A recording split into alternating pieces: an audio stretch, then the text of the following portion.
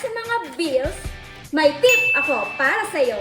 Sa halagang 89 pesos per day, mas mura pa sa milk tea, pwede ka na magsimula ng negosyo. Hindi mo na kailangan mag-stock ng produkto o mamuhunan ng malaki, si Bilisbenta na ang bahala dyan. Ang sagot dyan, direct dropshipping ni Bilisbenta. Kami na ang bahala sa inventory, packing at delivery.